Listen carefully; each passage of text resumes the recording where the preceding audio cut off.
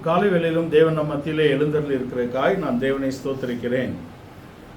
கிறிஸ்துவின் பிறப்பை கொண்டாடக்கூடிய இடத்திலே உலகம் இன்றைக்கு மகிழ்ந்து கொண்டிருக்கும் பொழுது நாம் கிறிஸ்துவின் பிறப்பின் சத்தியங்களை அறிந்து கொள்ளும்படியாகவும் ஆராய்ச்சி செய்யும்படியாகவும் நாம் கூடி வந்திருக்கிறோம் குடும்பமாக. இந்த காலை வேளையிலே தேவன் நம் மத்தியிலே எழுந்தருளி இருக்கிறதுக்காய் நான் தேவனை இன்னும் ஒரு முறை ஸ்தோத்திரிக்கிறேன். கிறிஸ்துவின் பிறப்பு என்ற இடத்தில் கொண்டாடப்படும் பொழுது அந்த பிறப்பின் மகிழ்ச்சியிலே நாம் அவருடைய தியாகத்தையும் அவருடைய சிலுவையிலே நமக்கு கிடைத்த மீட்பையும் அவருடைய வலது பாரசத்திலிருந்து நமக்கு கிடைக்கக்கூடிய தயவையும் அவருடைய தயவாகிய ரட்சிப்பையும் நாம் மறந்துவிடக்கூடாது என்று இந்த காலை வேளையிலே நாம் உணரும்படியாக நாம் கூடி வந்திருக்கிறோம். லூக்கா எழுதின சுவிசேஷம் 1ஆம் அதிகாரம் 28 முதல் 38 வசனங்கள் இதை குறித்து சத்தியங்களாக இருக்கிறது. லூக்கா எழுதின சுவிசேஷம் 1ஆம் அதிகாரத்தின் 28ஆம் வசனத்தை நாம் வாசிக்க கேட்போம். அவள் இருந்த வீட்டில் தேவதூதன் பிரவேசித்து, கிருபை பெற்றவளே வாழ்க, கர்த்தர் உன்னுடனே இருக்கிறார், ஸ்திரீகளுக்குள்ளே நீ ஆசீர்வதிக்கப்பட்டவள் என்றான். இது மரியாளின் வியூகத்திலிருந்து, from the view of Mary, கிறிஸ்துவின் பிறப்பின் செய்தியாக இருக்கிறது. நாம் எல்லோருக்கும் கிறிஸ்து பிறந்தார் என்ற மகிழ்ச்சியிலே உலகம் கொண்டாடி கொண்டிருக்கிறது. இட்ஸ் மேரி கிறிஸ்மஸ், மகிழ்ச்சியான கிறிஸ்துவின் பிறப்பாக கொண்டாடி கொண்டிருக்கிறோம். ஆனால் இந்த காலை வேளையிலே நாம் மேரி கிறிஸ்மஸை பற்றி பார்க்க இருக்கிறோம். மரியாளின் பக்கத்திலிருந்து கிறிஸ்துவின் பிறப்பு எப்படிப்பட்டதாக இருக்கிறது என்பதை நாம் அறிந்து கொள்ளும்படியாக இருக்கிறோம். இங்கே தேவதூதன் தோன்றி மரியாளுக்கு ஒரு மகிழ்ச்சியான செய்தி சொல்லப்படுகிறதை நாம் வாசிக்க கேட்டோம். இந்த 28ஆம் வசனத்தை இன்னும் ஒரு முறை வாசிக்க கேட்போம். அவள் இருந்த வீட்டில்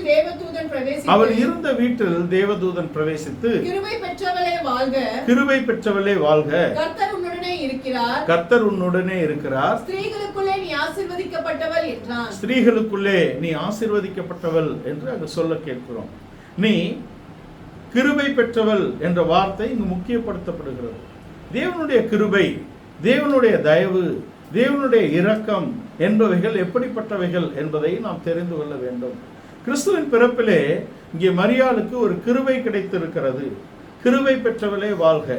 இந்த கிருபை ஒரு வாக்குத்தத்தத்தின் கிருபை. முழு இஸ்ரவேலும் 4000 வருட காலமாக மேசியாவின் பிறப்பை எதிர்நோக்கி இருக்கிறது. மேசியா பிறப்பார் என்பது அவர்களுடைய நம்பிக்கையின் வார்த்தையாக இருக்கிறது. இந்த வாக்குத்தத்தத்துக்கான கிருபை இங்கே மரியாளுக்கு கிடைத்திருக்கிறதை இந்த வசனத்திலே நாம் வாசிக்க கேட்டோம். கிருபை என்பது என்ன? கிருபை என்பது அங்கே நம்முடைய கிரியையினால் வருகிறது அல்ல. கிருபையோ தயவோ நம்முடைய கிரியைக்கான கூலியாக இருக்கவே முடியாது என்பதை நாம் தெரிந்து கொள்ள வேண்டும். தேவனுடைய அளவில்லாத சொல்லி முடியாத ஈவுகள், கிருபை, தயவு என்பவைகள் நம்முடைய கிரியையினால் வருகிறது அல்ல. அதனாலதான் அப்போஸ்தலனாகிய பவுல் சொல்லுகிறார், நான் கிரியையினாலே வரக்கூடிய சுயநீதி, நியாயப்பிரமாணத்தின் கிரியையினால் வரக்கூடிய சுயநீதியை உடையவனாய் இராமல் கிறிஸ்துவை பற்ற விசுவாசத்தினால் வரக்கூடிய கிருபையை, தேவ கிருபையை பற்றி கொள்ளும்படியாக இருக்கிறேன் என்று சொல்லுகிறார். இங்கே மரியாளுக்கு ஒரு தயவு கிடைத்திருக்கிறது, ஒரு வாக்குத்தத்தத்தின் தயவு. முழு இஸ்ரவேலும் முழு மனித குலமும் எதிர்நோக்கி இருக்கக்கூடிய, விசேஷமாக இஸ்ரவேலர்கள் எதிர்நோக்கி இருந்த மேசியாவின் வாக்குத்தத்தம் நிறைவேறக்கூடிய தயவு அங்கே மரியாளுக்கு கிடைத்திருக்கிறது. எத்தனையோ பேர் இதற்காக காத்திருந்தார்கள். ஆனால் மரியாளுக்கு இந்த தயவு கிடைத்தது என்பது விசேஷமானதாக இருக்கிறது. இந்த தயவு எப்படி கிடைக்கிறது, ஏன் கிடைக்கிறது என்று நாம் அதை அறிந்து கொள்ள முடியாததாக இருக்கிறது. அது ஒரு கிரியையினாலேயோ, அது அவர்களுடைய தன்மை, அவர்களுடைய ஸ்டேட்டஸாலேயோ கிடைத்திருந்தால் ஒருவேளை நாம் அதை யோசிக்கலாம். ஆனால் இது அப்படி அல்ல. இந்த தயவு அவளுக்கு கிடைத்தது அவளுடைய வேலையினாலேயோ அவளுடைய குடும்ப பின்னணியினாலேயோ இல்லை என்பதை நாம் புரிந்து கொள்ள வேண்டும். தேவனுடைய தயவுக்கு நாம் பாத்திரராக இருக்கும்படியான சில காரியங்கள் வேதத்திலே சொல்லப்பட்டிருக்கிறது. மோவாவுக்கு இரக்கம் இல்லை. அம்மோனும் மோவாவும் தேவனுடைய சந்நிதியிலே பிரவேசிக்க இயலாது என்று வேதம் சொல்லுகிறது. ஆனால் மோவாபிய ஸ்திரீயாகிய ரூத்துக்கு அந்த கிருபை கிடைத்திருக்கிறது. அவள் மோவாபிய ஸ்திரீயாகிய ரூத்து இந்த கிருபையை பெற்றுக்கொள்ளும்படியாக தன் மாமியாலை பற்றி கொண்டாள் என்பதை நாம் பார்க்க வேண்டும். இங்கே ஒரு குடும்பம் பெத்லகேமிலிருந்து மோவாபுக்கு போன ஒரு குடும்பம் பஞ்சத்திலே போய் அங்கும் படுபஞ்சமாகி அது திரும்பக்கூடிய இடத்திலே இருக்கிறது. அங்கே நகோமிக்கு சொல்லப்பட்டது என்ன? உன்னுடைய தேவன் நம்முடைய ஜனத்துக்கு இரக்கம் காண்பித்திருக்கிறார் என்ற செய்தி கேட்டு அவள் மோவாபில் இருந்து புறப்படும் பொழுது தன் 2 மருமக்களை அனுப்பிவிட்டதை நாம் அறிந்திருக்கிறோம். ஆனால் ரூத்து நகோமியை பற்றி கொண்டாள் என்பது அவளுக்கு தேவ தயவுக்கான கிரியையாக இருக்கிறது. ஆனால் அந்த கிரியையை நமக்குள்ளே துவங்குகிறவர் தேவன் என்பதை நாம் தெரிந்து கொள்ள வேண்டும். நம் விருப்பத்தையும் வாஞ்சியும் உண்டாக்குகிறவர் தேவனே.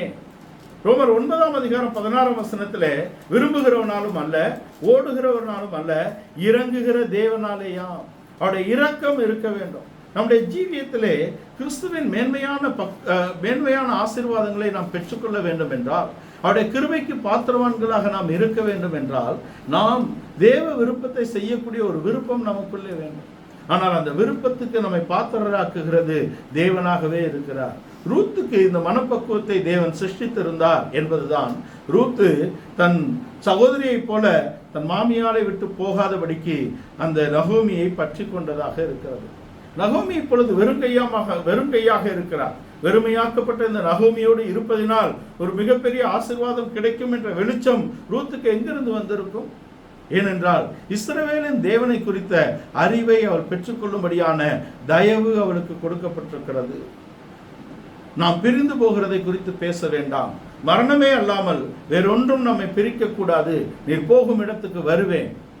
உம்முடைய ஜனங்கள் என் ஜனங்கள், உம்முடைய தேவன் என் தேவன். நீர் போகும் இடத்துக்கு நான் வருவேன். நீர் தங்கும் இடத்திலே நான் தங்குவேன். மரணமே அல்லாமல் உன்னையும் என்னையும் பிரிக்க இயலாது என்ற உறுதியை அவள் பிடித்து கொண்டாள். இந்த உறுதியான வாழ்க்கை ரூத்துடைய வாழ்க்கையிலே ஒரு கிருபையை கொண்டு வந்தது, ஒரு வாக்குத்தத்தத்தின் தயவை கொண்டு வந்தது. இஸ்ரவேலின் எல்லைகளுக்குள்ளே பிரவேசிக்க முடியாமல் போன ஒரு இடத்திலிருந்து வந்த இந்த ரூத்துடைய பெயர் இயேசு கிறிஸ்துவுடைய வம்ச வரலாறிலே இடம்பெற்ற காரணம் அதுவாகவே இருக்கிறது. இஸ்ரவேலின் தேவனை தன் அடைக்கலமாக அவள் பெற்றுக்கொண்டாள். இஸ்ரவேலின் தேவனுடைய சட்டைகளின் கீழ் அடைக்கலமாக வந்த அவளுக்கு எல்லா தயவும் கிடைக்கத்தக்கதாக இஸ்ரவேலின் தேவன் அவளுக்கு கிருபை புரிந்தருளினார், அவளுக்கு தயவு பாராட்டினார். ஒரு வாலிப பெண் தன்னுடைய வாழ்க்கையிலே ஒரு கதிரை பொறுக்கக்கூடிய ஒரு வாழ்க்கைக்கு தன்னை ஒப்பு கொடுத்தார். தேவன் அவருடைய தாழ்மையும் அவளுக்கு இருந்த உண்மையையும் அவர் கண்டு போவாசுடைய கண்களிலே அவளுக்கு தயவு கிடைத்தது. போவாசு ஒரு சீமானாக அங்கே இஸ்ரவேலில் இருந்தார். அவர் தன் வயலை விசாரிக்க வருகிறார் என்பது இயேசு கிறிஸ்துவுக்கு முன்னடையாளமாக இருக்கிறது. போவாஸ் இயேசு கிறிஸ்துவுக்கு முன்னடையாளமாக இருக்கிறார். இந்த பண்ணை என்பது நான் அன்பின் குமாரனின் ராஜ்யமாக இருக்கிறது. அன்பின் குமாரனுடைய ராஜ்யமாகிய கிறிஸ்துவின் சபைக்குள்ளே நாம் கொண்டு வரப்பட்டிருக்கிறோம். தேவனால் நாம் கொண்டு வரப்பட்டிருந்தால் இந்த உபதேசங்களே நிலைத்திருந்து, இந்த சத்தியங்களே நிலைத்திருந்து நம்முடைய ஜீவியங்களை நாம் சரிப்படுத்தி தேவனுக்கு பிரியமாக வாழ வேண்டியது நிச்சயம். அந்த நிச்சயம் நமக்குள் இருக்குமானால் போவாசின் வருகையை குறித்த மகிழ்ச்சி நமக்குள்ளே இருக்கும். போவாசு அங்கே விசாரிக்க வருகிறார். அங்கே கதிர் பொறுக்கின அவளை பார்த்து அவளுக்கு இறங்குகிறார் என்று நாம் வாசிக்கிறோம். அந்த ரூத்தின் கதையை நாம் அறிந்திருக்கிறோம். அவளுடைய அங்கே நடந்த சம்பவங்களை நாம் வாசித்திருக்கிறோம். அவளுக்கு போவாசுடைய கண்களில் தயவு கிடைத்தது. மாமியார் சொல்லுகிறார், நீ போய் அவருடைய பாதத்திலே பற்றிக்கொள். அவருடைய பாதத்தை பற்றி கொண்டு அவளுக்கு அங்கே போவாசு தயவு பாராட்டுகிறார். 6 படி அளந்து போட்டு அவன் அனுப்புகிறான். இந்த 6 படியை கொண்டு வந்து நகோமி இடத்தில் கொடுத்த இடத்திலே உன்னுடைய காரியத்தை முடிக்காமல் அவன் ஓய்ந்திருக்க மாட்டான் என்ற வார்த்தை அவளுக்கு வந்தது. கிறிஸ்து நமக்காக தேடி வந்தார் என்று அந்த பிறப்பின் செய்தி ஆரம்பிக்கிறது. எல்லா மதங்களிலும் தேவனை தேடி போகக்கூடியவர்கள் இருக்கிறார்கள். தேவனை தேடி மனிதன் அலைந்து கொண்டு இருக்கிறான். ஆனால் கிறிஸ்தவம் மாத்திரம்தான் மனித குலத்தை தேடி தேவன் வந்தார் என்றுதான் ஆரம்பிக்கிறது. தோட்டம் எப்படி ஆரம்பிக்கிறது? தோட்டத்திலே தேவன் மனிதனை தேடி வந்தார். ஆதாமே, நீ எப்படி இருக்கிறாய் என்றுதான் அந்த கேள்வியின் அர்த்தமாக இருக்கிறது. அவர் எங்கே இருக்கிறார் என்று இங்கு மொழிபெயர்க்கப்பட்டிருந்தாலும் நாம் எங்கே இருக்கிறோம் என்பது தேவனுக்கு தெரியும். அதனால்தான் தாவீது சொல்லுகிறார், உம்முடைய கண்களுக்கு மறைவாக நான் எங்கே ஓடுவேன்? பாதாளத்துக்கு இறங்கினாலும் உடைய கரம் அங்கே பிடிக்கும், வானத்துக்கு ஏறினாலும் உம்முடைய கரம் அங்கே பிடிக்கும். சர்வமும் அவருக்கு முன்பாக வெளியரங்கமாக இருக்கிறது. ஆதாம் அவருடைய கண்களுக்கு மறைவாக எங்கும் மறைந்து கொள்ள இயலாது. அப்ப கேள்வியின் அர்த்தம் என்ன? ஆதாமே, உன் நிலவரம் என்ன? நீ எப்படி இருக்கிறாய் என்பதுதான் அவருடைய கேள்வியின் அர்த்தமாக இருக்கிறது.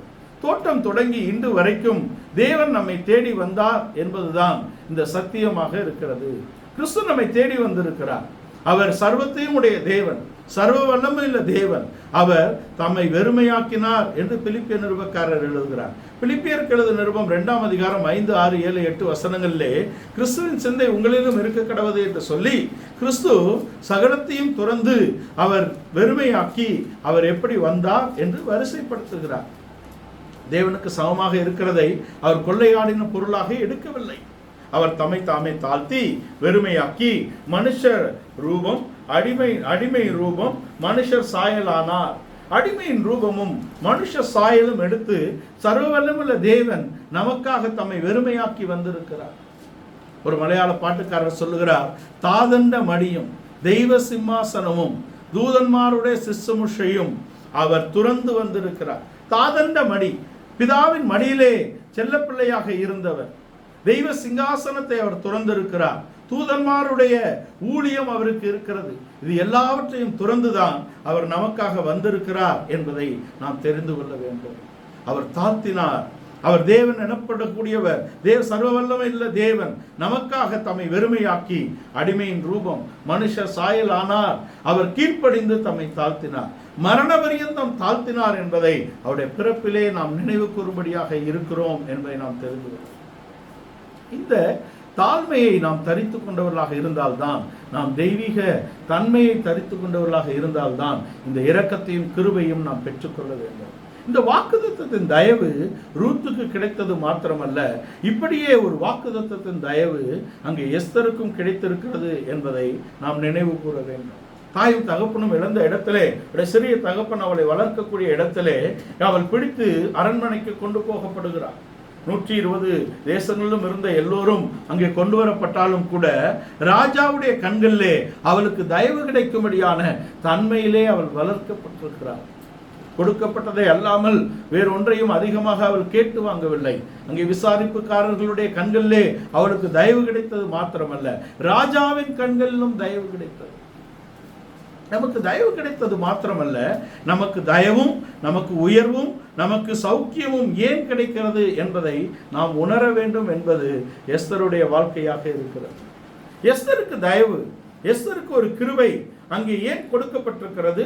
எல்லா பெண்களும் இருக்கும் பொழுது, எல்லா கன்னிகைகளும் அங்கே கன்னிகைகள் கொண்டு வரப்பட்ட இடத்திலே இவள்தான் பட்டத்து ராணியாக உயர்த்தப்படுகிறார்.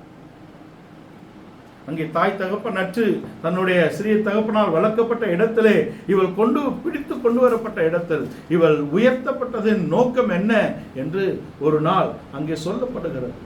யூதருக்கு ஆபத்தும் யூதருடைய அழிவும் வருகிற காலத்திலே ஆமான் எழும்பி யூதர்களை அழிக்க இருந்த காலகட்டத்திலே இவளுக்கு செய்தி சொல்லி அனுப்பப்படுகிறது. யூதருக்கு தயவு வரும்படியாகவும் யூதருக்கு அங்கே யூதரை தப்புவிக்கும்படியாகவும் தான் நீ உயர்த்தப்பட்டிருக்கிறாய் என்று மொர்தெகாயினால் இவளுக்கு செய்தி வருகிறது. ராஜா அழைக்காதபடிக்கு ராஜாவின் சமூகத்துக்கு நம்ம போக முடியாது, போனால் நாம் கொல்லப்படுவது நிச்சயம் என்ற இடத்திலே அவள் துணிந்து நான் செத்தாலும் சாகிறேன். தேவனால் நமக்கு தயவு கிடைக்கும் பொழுது நாம் மற்றவர்களுக்கு தயவு பாராட்ட நாம் கடனாளிகளாக இருக்கிறோம். தேவனிடத்திலிருந்து நமக்கு அன்பு வரும் பொழுது நாம் சகோதரரை அன்பு கூற நாம் கடனாளிகளாய் இருக்கிறோம் என்று வேதம் சொல்கிறது. இதற்கெல்லாம் நாம் பாத்திரவான்களா? இந்த தயவுக்கு நாம் பாத்திரவான்களா என்று நாம் யோசிக்கும் பொழுது அல்ல. தேவனாலே இந்த தயவும், தேவனாலே இந்த அன்பும், தேவனாலே இந்த ஈவாக்கிய ரட்சிப்பும் நமக்கு கிடைத்திருக்கிறது. தேவன்தான் நம்மை முந்தி அன்பு கூர்ந்தார் என்று யோவான் அப்போஸ்தலன் தன்னுடைய நிருபத்தில் எழுதுகிறார். தேவன் நம்மை முந்தி அன்பு கூர்ந்ததினாலே அன்பு என்னதென்று அறிந்திருக்கிறோம். நாம் பாவிகளாய் இருக்கையில், நாம் அக்கிரமக்காரராய் இருக்கையில், நாம் இருதயத்தில் திடனற்றவர்களாய் இருக்கையில், நாம் மனதிலே தேவனுக்கு சத்துருக்களாய் இருக்கையில் கிறிஸ்து நமக்காக அன்பு கூர்ந்து நமக்காக மரித்ததினாலே அன்பு என்னதென்று அறிந்திருக்கிறோம். இந்த உலகத்திலே நம்மை மீட்கும்படியாக கிறிஸ்து பிறந்திருக்கிறார். அவர் பிறந்ததின் நோக்கம் என்ன? மனித குலத்தை மீட்டெடுக்கும்படியாக பிறந்திருக்கிறார். அவர் தம்முடைய பிதாவாகிய தேவனாலே அனுப்பப்பட்டிருக்கிறார் என்று யோசேப்புடைய வாழ்க்கையிலிருந்து நாம் அதை ஒப்பனையாக தெரிந்து கொள்கிறோம். இந்த தேவ தயவுக்கு நாம் பாத்திரவான்களாக நடந்து கொள்ள வேண்டும். இந்த தேவ தயவு தான் நம்மை அசாத்தியமான ஒரு வாழ்க்கைக்கு கொண்டு போகிறது. ஒரு extraordinary life from an ordinary life. இந்த தேவ தயவு நமக்கு கிடைக்கும் பொழுது நாம் சாத்தியமான வாழ்க்கையிலிருந்து அசாத்தியமான வாழ்க்கைக்கு மாற்றப்படுகிறோம். இந்த சாத்தியமான வாழ்க்கையிலிருந்து அசாத்தியமான வாழ்க்கைக்கு மாற்றப்படுகிறதுக்கு நமக்கு கிடைத்தது என்ன? தேவனுடைய தயவு, தேவனுடைய ஈவாகிய ரட்சிப்பு நமக்கு கிடைத்திருக்கிறது. இந்த ரட்சிப்பு நம்மால் உண்டானது அல்ல, இது தேவனால் நமக்கு கிடைத்த ஈவு என்று சொல்லப்பட்டிருக்கிறது. இந்த வாக்குத்தத்தத்தின் தயவை நாம் பெற்றுக்கொண்டது மாத்திரமல்ல, இந்த வாக்குத்தத்தத்தின் தயவுக்கு மற்றவர்களை, இந்த வாக்குத்தத்தத்தின் தயவை நாம் மற்றவர்களுக்கு அறிவிக்கும்படியாக நாம் வைக்கப்பட்டிருக்கிறோம் என்பதை நாம் தெரிந்து கொள்ள வேண்டும். இந்த வாக்குத்தத்தத்தின் தயவுக்கு பின்பாக இந்த தயவு சிலாக்கியத்தின் தயவாக அங்கே மரியாளுடைய வாழ்க்கையிலே இருக்கிறது. இதோ நீ கர்ப்பவதியாகி ஒரு குமாரனை பெறுவாய், அவருக்கு இயேசு என்று பெறுவாயாக. அவர் பெரியவராய் இருப்பாய், உன்னதமானவருடைய குமாரன் எனப்படுவார். கர்த்தராகிய தேவன் அவருடைய பிதாவாகிய தாவீதின் சிங்காசனத்தை அவருக்கு கொடுப்பார். அவர் யாக்கோபின் குடும்பத்தாரை என்றென்றைக்கும் அரசாளுவார். அவருடைய ராஜ்யத்துக்கு முடிவே இராது என்று கொண்டு வருகிறார். இது அவளுக்கு கிடைத்த ஸ்லாக்கியம். எத்தனையோ பேர் இஸ்ரவேலிலே காத்து கொண்டு இருக்கும் போது அங்கே மரியாள் இந்த ஸ்லாக்கியத்துக்கு தெரிந்தெடுக்கப்பட்டிருக்கிறார். ஆனால் இவைகள் எல்லாம் எப்படி ஆகும் என்பதை குறித்த எந்த விதமான புரிதலும் இல்லாத இடத்தில்தான் அங்கே மரியாள் குழம்பி இருக்கிறார். அவளுக்கு ஒரு தயவு கிடைத்திருக்கிறது. உன்னிடத்தில் பிறக்கக்கூடிய பிள்ளை பல ஆயிரம் வருடங்களாக நீங்கள் காத்திருந்த மேசியாவாக இருக்கிறார். அவர் இஸ்ரவேலை என்றென்றைக்கும் அரசாளுவார் என்ற மேன்மையுள்ள மகிமையுள்ள ஒரு பிள்ளையை பெறக்கூடிய ஸ்லாக்கியம் உனக்கு வந்திருக்கிறது என்ற வாக்குத்தத்தம் அவளுக்கு கொடுக்கப்படுகிறது. ஆனால் அதெல்லாம் அவளுடைய புரிதலுக்கு உட்பட்டது அல்ல என்பதை நாம் தெரிந்து கொள்ளலாம். பயபக்தி இருக்கலாம், நம்முடைய வாழ்க்கையில் விசுவாசம் இருக்கலாம், ஆனால் அசாத்தியமான காரியங்களை தேவன் நாம் செய்யும் பொழுது அதை புரிந்து கொள்ளக்கூடிய தன்மை நமக்குள்ளே பிறப்பதற்கு தேவன் தான் நமக்கு தயவு பாராட்ட வேண்டும் என்பதாக இருக்கிறது. இந்த வார்த்தைகள் அவளுக்கு சொல்லப்பட்ட போது அவர்கள் அங்கே அதிர்ச்சியோடும் ஆச்சரியத்தோடும் வெளிப்படுத்தின வார்த்தைகளை நாம் அறிந்திருக்கிறோம். ஆனால் இந்த தயவு கிடைப்பதற்கு பாத்திரமாக இருக்கக்கூடிய காரியம் என்ன என்றால் அது பரிசுத்த ஆவியின் அபிஷேகமாக இருக்கிறது. பரிசுத்த ஆவி உன்மேல் நிழலிடுவார். உன்னிடத்தில் பிறக்கிறது பரிசுத்தம் உள்ளதா இருக்கும் என்று சொல்லப்பட்டிருக்கிறது. பரிசுத்த ஆவியானவர் உன்மேல் நிழலிடுவார். உன்மேல் நிழலிடும் பொழுது உன்னிடத்தில் பிறக்கிறது பரிசுத்தம் உள்ளதா இருக்கும். இயேசு நம்முடைய உள்ளத்தில் பிறந்தது மாத்திரமல்ல, பரிசுத்த ஆவியின் அபிஷேகம் நம்முடைய இருதயத்திலே ஊற்றப்பட்டால்தான் அந்த ரட்சிப்பின் பரிபூரணத்தை நாம் அடைந்து கொள்ள முடியும். கிறிஸ்து நம்ம வாழ்க்கையில் பிறந்தார் என்பது ரட்சிப்பின் முதல் படியாக இருக்கிறது. ஆனால் நம்முடைய ரட்சிப்பு நிறைவேற நாம் பிரயாசப்பட வேண்டும். அந்த பிரயாசத்துக்கு ஒத்தாசையாக நமக்கு இருப்பது என்ன? பரிசுத்த ஆவியின் அபிஷேகமாக இருக்கிறது. ரோமருக்கு எழுதின நிருபம் 5ஆம் அதிகாரத்தின் 5ஆம் வசனத்திலே தேவன் தம்முடைய அன்பை பரிசுத்த ஆவியின் மூலமாக நம்முடைய இருதயத்திலே ஊற்றி இருக்கிறார். அந்த நம்பிக்கை நம்மை வெட்கப்படுத்தாததாக இருக்கிறது. தேவனுடைய அன்பு பரிசுத்த ஆவியின் மூலமாக நம்முடைய இருதயத்திலே ஊற்றப்பட வேண்டும். கிறிஸ்துவின் ரத்தத்தினாலே நாம் நீதிமான்களாக்கப்பட்டிருக்கிறோம். கிறிஸ்துவின் ரத்தத்தினாலே நாம் அன்பின் குமாரனின் ராஜ்யத்துக்குள்ளாக நீதிமான்களாக கொண்டு வரப்பட்டிருக்கிறோம். இந்த நீதிக்கு பாத்திரராக இருக்கிறது மாத்திரமல்ல, இந்த நீதியின் கிரியைகளை நாம் செய்ய வேண்டும். நீதியின் கிரியைகளை நாம் செய்கிறதுக்கு என்ன வேண்டும்? பரிசுத்த ஆவியின் அபிஷேகம் வேண்டும். உன்மேல் நிழலிடுவார் என்று சொல்லப்பட்ட அதே வார்த்தை தான் யாத்ராகமம் 40ஆம் அதிகாரத்தில் 35ஆம் வசனத்திலும் அதே எபிரேய வார்த்தை தான் உபயோகப்படுத்தப்பட்டிருக்கிறது. கூடாரத்தை தேவனுடைய மகிமை மூடினது.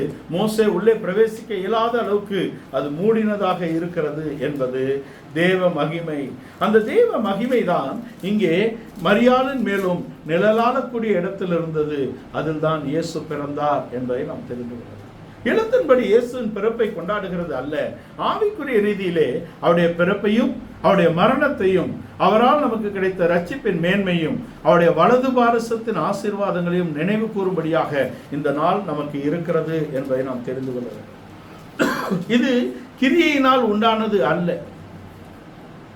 இது நம்முடைய கிரியையினாலேயோ நம்முடைய வாழ்க்கையின் தன்மையினாலேயோ நாம் இருக்கக்கூடிய நம்முடைய பரிசுத்தத்தினாலேயோ அல்ல.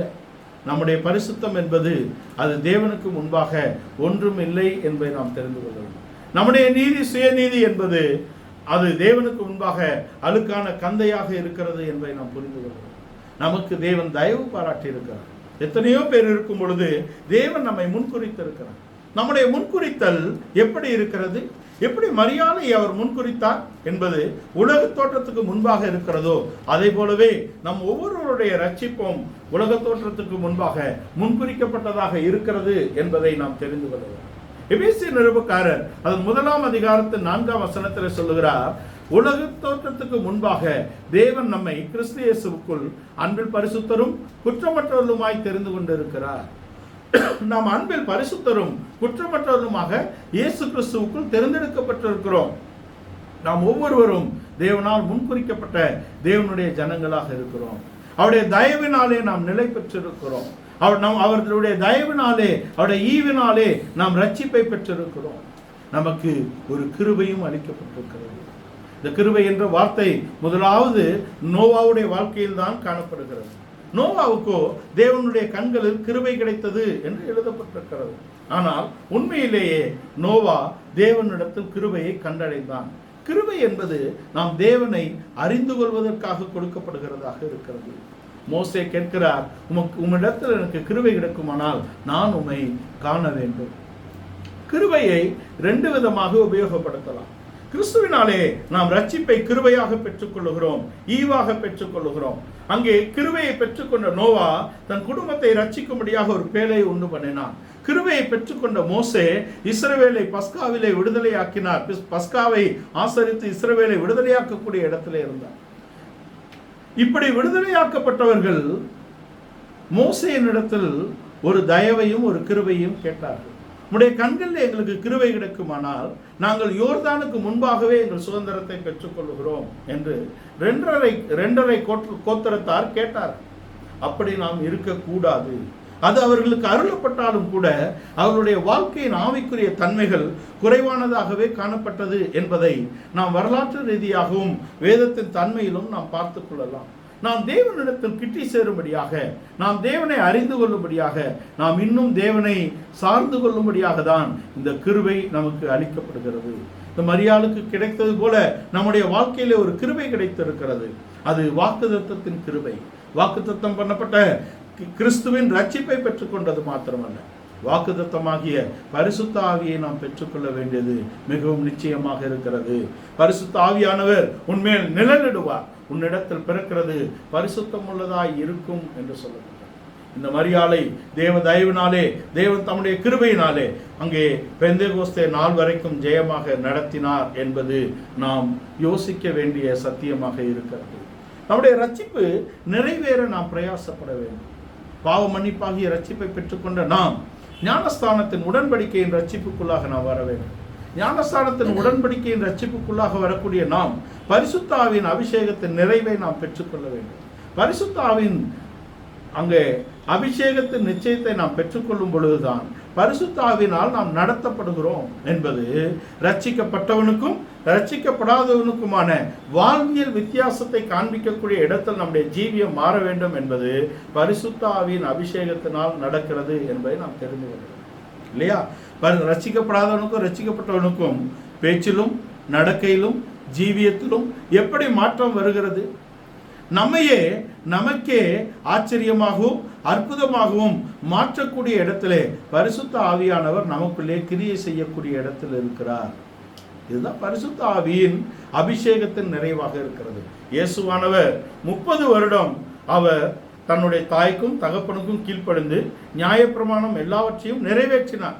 இதை பவுல் அப்போஸ்தலன் ஒரே வசனத்துக்குள்ளே அடக்கி கொண்டு வருகிறார். மனிதன் செய்யக்கூடாததை தேவனே செய்யும்படிக்கு தேவன் தம்முடைய குமாரனை பாவ மாம்சத்தின் சாயலாகவும் பாவத்தை போக்கும் பலியாகவும் தந்து பாவத்தை மாம்சத்திலே ஆக்கினைக்குள்ளாக தீர்த்தார் என்று ரோமர் 8ஆம் அதிகாரத்தின் முதல் 3 வசனங்களிலே கொண்டு வருகிறார். ஆனபடினாலே மாம்சத்தின்படி நடவாமல் ஆவியின்படி நடக்கிறவனுக்கு ஆக்கினை தீர்ப்பு இல்லை. ஆவியிலே நடக்கக்கூடியதற்கு இயேசு கிறிஸ்து நமக்கு முன்னுதாரணமாக இருக்கிறார். நம்மை போல சோதிக்கப்பட்டும் பாவமில்லாத வாழ்க்கை வாழும்படியாக நமக்கு முன்னுதாரணமான கிறிஸ்து இருக்கிறார். இப்படி முன்னுதாரணமான கிறிஸ்து ஞானஸ்தானத்தின் நீதியை நிறைவேற்றி பரிசுத்த ஆவியின் அபிஷேகத்தை பெற்றார் என்பதை அவருடைய பிறப்பை நாம் நினைக்கும் இந்த நாளிலே நினைவு கூறுவது மிகவும் அவசியமாக இருக்கிறது. கிறிஸ்துவின் பிறப்பு, கிறிஸ்துவினால் நமக்கு கிடைக்கக்கூடிய நீதி, கிறிஸ்துவினால் கிடைக்கக்கூடிய ரட்சிப்பு, கிறிஸ்துவினால் கிடைக்கக்கூடிய அங்கே சமாதானத்திலே நாம் அங்கே மகிழ்ச்சியோடு இருந்துவிட கூடாது. நாம் பரிசுத்த ஆவியின் நிறைவை பெற்றுக்கொண்டால்தான் நித்திய மகிழ்ச்சி என்ற இடத்துக்குள் பிரவேசிக்கக்கூடிய நித்தியத்தின் நிச்சயத்தை நாம் அடைந்து கொள்ள முடியும் என்பதை நாம் தெரிந்து கொள்ள வேண்டும். கிறிஸ்துவின் ரத்தத்தினாலே மீட்கப்பட்டிருக்கிறோம். ரோமருக்கு எழுதின நிருபம் 8ஆம் அதிகாரத்தின் 28 வசனம் துவங்கி நீங்கள் வரிசையாக பார்த்தால் நாம் எப்படி முன்குறிக்கப்பட்டிருக்கிறோம். தேவனால் முன்குறிக்கப்பட்டவர்கள் அழைக்கப்பட்டிருக்கிறார்கள். அழைக்கப்பட்டவர்கள் நீதிமான்கள் ஆக்கப்படுகிறார்கள். நீதிமான்கள் ஆக்கிறவர்களை அவர் மகிமைப்படுத்துகிறார். இது இந்த மகிமை என்பது தேவனுடைய தயவினால் நமக்கு மேன்மை வருகிறது. தேவனுடைய ஆவி நமக்குள்ளே இருக்கிறார் என்பது எவ்வளவு பெரிய மேன்மை. கிறிஸ்துவின் பிறப்பு என்பது, கிறிஸ்து நம்மை தேடி வந்தது என்பது நாம் அவருடைய வாசஸ்தலமாக மாறும்படியாக, இந்த ரட்சிப்பை நமக்கு தரும்படியாக அவர் நம்மை தேடி வந்திருக்கிறார். ஆனால் பரிசுத்த ஆவியின் நிறைவு என்பது நாம் அவருக்குள்ளே வாசம் செய்யும்படியான நித்தியத்தின் நிச்சயமாக இருக்கிறது என்பதை இந்த கால வேளையிலே நாம் தெரிந்து கொள்கிறோம். அந்த நிச்சயத்தை நோக்கிதான் நாம் பயணித்துக் கொண்டிருக்கிறோம். இந்த நிச்சயத்தை பெற்றுக்கொள்வோம் என்பதற்கான உறுதிதான் பரிசுத்த ஆவியாக இருக்கிறது. மீட்பின் நாளுக்கென்று அவர் முத்திரையாக கொடுத்த பரிசுத்த ஆவி என்று பரிசுத்த ஆவிக்கு ஒரு பெயர் இருக்கிறது. நம்மை மீட்கும் நாளுக்காக அவர் நம்மை முத்திரை கொடுத்திருக்கிறார். இந்த முத்திரையை நாம் உடைக்கக்கூடாது என்பது நாம் பரிசுத்த ஆவியை துக்கப்படுத்தக்கூடிய காரியங்களை நம்முடைய ஜீவியத்திலே செய்யக்கூடாது. எழுத்தின்படி நாம் கிறிஸ்துவின் பிறப்பை நாம் கொண்டாடுவது அல்ல. நாம் ஆவிக்குரிய ரீதியிலே கிறிஸ்துவின் பிறப்பை குறித்த நாம் உணர்வுள்ளவர்களாக நாம் காணப்பட வேண்டும். அதுதான் அங்கே பின்னே சொல்லுகிறார். கிறிஸ்துவின் அன்பை விட்டு நம்மை பிரிப்பவன் யார்? ரோமர் 8. கிறிஸ்துவின் அன்பை விட்டு நம்மை ஒருவரும் பிரிக்க முடியாது. எந்நேரமும் கொல்லப்படுகிறோம், அடிக்கப்படும் ஆடுகளைப் போல எண்ணப்படுகிறோம் என்று எழுதியிருக்கிறபடி நேரிட்டாலும் அவருடைய அன்பை விட்டு நாம் ஒருவரும் பிரிக்க முடியாது. கிறிஸ்துவின் அன்பை விட்டு பிரிக்காத ஒரு வாழ்க்கை நமக்கு வேண்டும் என்றால் அது பரிசுத்த ஆவியின் அபிஷேகத்தின் நிறைவாக இருக்கிறது. நம்முடைய ஆவி நம்மை மேற்கொள்ளாத இடத்திலே பரிசுத்த ஆவிக்கு நாம் எல்லாவற்றிலும் கீழ்ப்படுத்தக்கூடிய இடத்திலே நாம் காணப்பட வேண்டும். அப்பொழுதுதான் அவர் வரிசைப்படுத்துகிறார். உபத்திரவமோ, வியாகுலமோ, துன்பமோ, பசியோ, நிர்வாணமோ, நாசமோசமோ, பட்டயமோ, உபத்திரவம் துவங்கி பட்டயம், மரணமே ஆனாலும் அவருடைய அன்பை விட்டு நம்ம யாரும் பிரிக்க முடியாது என்ற நிச்சயம் நமக்கு எப்படி வருகிறது? நம்மில் அன்பு கூறுகிற தேவனாலே இப்படிப்பட்ட ஸ்லாக்கியத்தை நாம் பெற்றுக்கொள்கிறோம். தேவன் நம்மேல் வைத்த அன்பினால் தான் நம்முடைய ஒரே பேரான குமாரனை நமக்காக தந்தருளினார். அவருடைய பிறப்பை கொண்டாடக்கூடிய நாம் அவருடைய மரணத்தையும் அவருடைய உயிர்த்தெழுதலையும் அவருடைய வலது பாரிசத்தின் மேன்மையும் நாம் உணர்ந்தவர்களாக இருக்க வேண்டும் என்பது இந்த காலை வேளையின் சத்தியமாக இருக்கிறது. இந்த வாக்குத்தத்தத்தின் தயவை நாம் அடைந்து கொள்ள வேண்டும். இந்த மேன்மையின் தயவை நாம் அடைந்து கொள்ள வேண்டும். இந்த ஸ்லாக்கியமாகிய தயவை நாம் பெற்றுக்கொள்ள வேண்டும் என்பது இந்த கிறிஸ்து பிறப்பை குறித்து நம்முடைய தியானத்தின் செய்தியாக இருக்கிறது. நமக்கு தேவன் தயவு பாராட்டி இருக்கிறார். தேவனுடைய தயவுக்கு நாம் ஒப்பாக எதுவும் செய்ய முடியாது. இந்த தயவு நம்முடைய கிரியையினாலேயோ, நம்முடைய நீதியினாலேயோ, நம்முடைய பிறப்பினாலேயோ கிடைக்கவில்லை என்பதை நாம் தெரிந்து கொள்ள வேண்டும். இது பரிபூர்ணமாக தேவனுடைய இரக்கம், தேவனுடைய தயவு, தேவனுடைய கிருபை என்பது அவருடைய சித்தத்தின்படி நமக்கு தரப்பட்டிருக்கிறது. இந்த வெளியேற பெற்ற ரட்சிப்புக்கு தேவன் நம்மை பாத்திரராக்கி இருக்கிறார். இந்த ரட்சிப்பு நிறைவேற நாம் பிரயாசப்படுகிறவர்களாக இருக்க வேண்டும். இந்த பிரயாசத்தின் நிறைவு என்பது பரிசுத்த ஆவியின் அபிஷேகத்தின் நிறைவினால் வருகிறது என்பதை இந்த காலை வேளையிலே புரிந்து கொள்ள வேண்டும். இந்த காலை வேளையிலே இந்த வசனங்களுக்கு நாம் முற்றிலுமாக ஒப்புக் கொடுப்போம். மரியாளுடைய வாழ்க்கையிலே ஒரு தேவ தயவு வந்தது. வாக்குத்தத்தத்தின் தயவு, அவளுக்கு ஸ்லாக்கியமாக அவளுக்கு கிடைத்த அந்த தயவு, அவளுக்கு அங்கே தேவ பிரசன்னத்தின் தயவு. தேவ பிரசன்னத்தின் தயவு நாம் வரும்படியாக தான் நாம் கூடி ஆராதிக்கக்கூடிய இடத்திலே வந்திருக்கிறோம். தேவ பிரசன்னம் நமக்கு தயவாக கொடுக்கப்பட்டிருக்கிறது. இந்த தயவை நாம் காத்துக்கொள்வோமானால் அவருடைய தயவினால் நாம் மேன்மை அடைவோம் என்பதாக இருக்கிறது. உன்னிடத்தில் பிறக்கிற குழந்தை அது இஸ்ரவேலை அது ஆளக்கூடிய இடத்திலே இருக்கிறது. தாவீதின் சிங்காசனத்தை அவர் சுதந்தரிப்பார். அவருடைய ராஜ்யம் என்றென்றைக்கும் நிலைத்திருக்கும். நாம் இந்த ரட்சிப்பிலே நிலைத்திருப்போமானால், இந்த நீதியின் பிரயாசங்களே நாம் நிலைத்திருப்போமானால், அவருடைய தயவை நாம் இழக்காதபடிக்கு, அவருடைய கிருபையை நாம் இழக்காதபடிக்கு நாம் நிலைத்திருப்போமானால், நித்தியமாக நாம் கிறிஸ்துவில் நிலைத்திருக்கக்கூடிய நம்பிக்கை நமக்கு கொடுக்கப்படுகிறது. இந்த காலை வேளையிலே இந்த வசனங்களுக்கு முற்றிலுமாக நாம் ஒப்பு கொடுப்போம்.